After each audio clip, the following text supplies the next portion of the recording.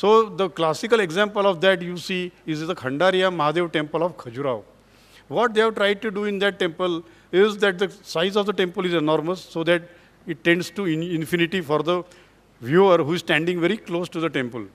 But outside the temple of Shiva, in the niches which are called as Devakostas, they have placed Matrukas, which represent the 7 forms of energies even known today. And on the temple you will find the erotic sculpture, so-called erotic actually. That sculpture depicts the function and the structure of atom. We always talk of structure of atom, but what is the function of atom? That they have tried to depict through the erotic sculptures. It's a very beautiful concept that they have done with. But when it comes to Paramakash, we find a structure in Tanjavur, the temple of Brihadishwar. 220 feet in height, it's a tremendous temple, huge temple. It has got 2 sanctums. So one is on the ground floor, other is about 50 feet above the basic sanctum. And the entire tapering shikhar which you see is hollow from inside. If you go on the upper floor, you will find that there are 108 niches made outside the perambulatory path. And they were supposed to have sculpted 108 Karanas of Tandav on that. But they sculpted only 81 and left the others. Many people thought that maybe they ran short of funds. The temple which goes to completion up to this size, you can't expect for a small sculpture to be left behind. Again, as our philosophy believes that the universe came into being, it is expanding, one day it is going to collapse. So till the time it is expanding into something, and that unexpanded part, they call it Avyapta Brahman. So Vyapta Brahman and Avyapta Brahman, they tried to show that Avyapta Brahman by not depicting the sculptures of the Nataraj on the niches. But the most amazing structure that has come on the earth is the temple of Angkor Wat, which we see in Cambodia. It is a temple of Vishnu, and Vishnu is such a god that he is time and space at the same time. Because we are on earth and we get to experience the passage of time and the presence of space. So how do you depict space and time in a single structure? And there, one archaeologist, Eleanor Manika, she worked there for about 20 years to find out what they had done in Angkor Wat. The outer wall of Angkor Wat can house about 250 football fields. So that is the size of the temple. So it is a huge temple. And inside the temple, what they have done is the lengths of measurement of the entire temple are in units of time. And the lengths of the height are units of space. It's a very complicated concept. The total distance you walk from the outermost ridge, first 432 cubits. A cubit is a distance from the tip of the elbow to the tip of the finger. That was the unit they made in those days. That is 432 cubits. 432,000 years, we say, comprise one yuga. So moment you cross 1 cubit, you are crossing 1,000 years. So you traverse in time while you are crossing the space. That is what the main architect then, Devakar Pandit, did. And likewise, you cross the first yuga, Kali Yuga, then you go to the Dwapar Yuga, Treta Yuga, and in the Satya Yuga is the temple. When it comes to the height of the temple, it is 108 cubits. The basic shikhar, which stands about 220 feet in height, but it is on the rising floors of the temple. So the last part, which is 108, what is the relation of 108 with the space? You can see even today, 108 times the diameter of earth is the diameter of the sun. And 108 times the diameter of the sun is the distance between sun and the earth. King Suryavarman then was believed to have gone to Swarga. Swargarohan of Suryavarman happened through that temple.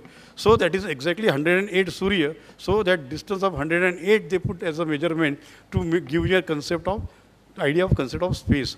Combination of these ideas together in architecture. Similarly, they have done in sculptures also. For want of time, I wouldn't go in that. But constructing architectural monuments which depict the principle of cosmology as understood in philosophy, as understood in science, and aesthetically very expressive and beautiful for the human eye, all these things put together has been the greatest achievement of our ancient architects. So whenever we talk of ancient science in Vedas and Puranas, please be careful that they are talking more on cosmology rather than the present ideas of science which we have.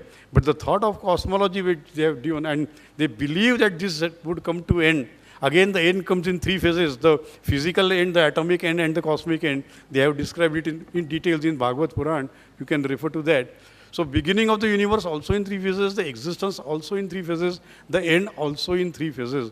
Everything in Sthul, Sukshma and Para, and that in converted into architectural forms was the greatest achievement of our ancient people. So when we talk of ancient architecture, I am very proud to tell people that we could know what the universe is. We could know the size of the universe. If it is a temple of Vishnu, you will not find Matrukas outside it. You will find planets, Navagrahas. So that is how we could sense the concept of space. And therefore, when I was called for this talk today, I knew I was going to talk after this film. Again, the concept of space, but there they have gone into more to meditation. Here we went into the conceptualization of the entire universe, and that is what we have done in ancient times. So ancient scientists in India were the people who built ancient temples. When I say ancient temple, that was the temples built before the 13th century AD. So these temples were built by scientists to the concept of science, and where the concept of science stops, we believe philosophy starts. And both things put together. And therefore, most of our writings in the ancient times appear to be as philosophical. The cantos of Kanad Rishi or Kapil Rishi, but they are basically principles of physics. How you understand physics at that level? Who has measured what is thousands of light years distance? It is only on basis of concept we have in our minds. And that is how they succeeded in doing it. And a small architectural monument can traverse you through time and take you to the horizons beyond the scope of your galaxy. Was the greatest achievement they did. And this is what we should remember when we see the ancient temples. I thank the organizers for giving me an opportunity to be here today in presence of such great honored people in the society, great artists here, and the scientists and dignitaries here. I thank you all.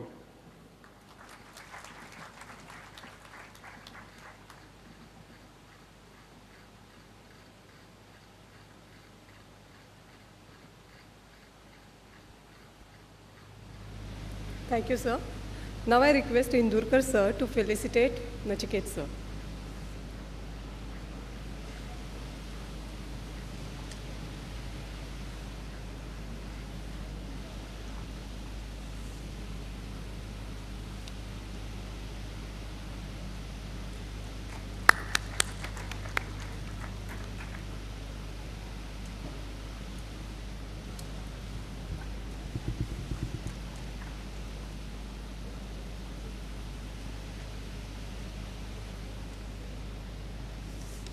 I request Mr. Mayank Barjata, founder, director of Vastu World, to felicitate Dr. Udayan Indurkar.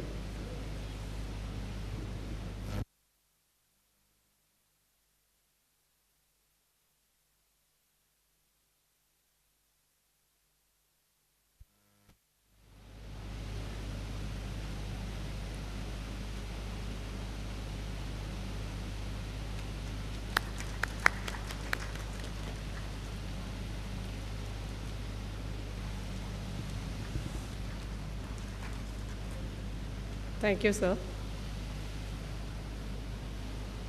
I would like to invite Mrs. Amruta Kathe to offer vote of thanks.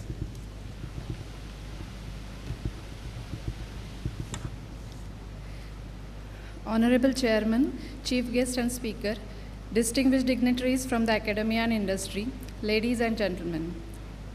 It is my privilege to propose vote of thanks for the first plenary session of this Sammelan.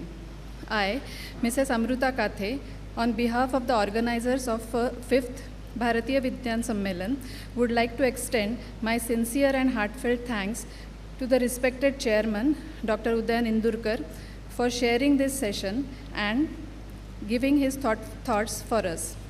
I wish to express my gratitude to the respected chief guest, Mr. Nachiket Patwardhan, for enlightening us on the topic Architecture in India.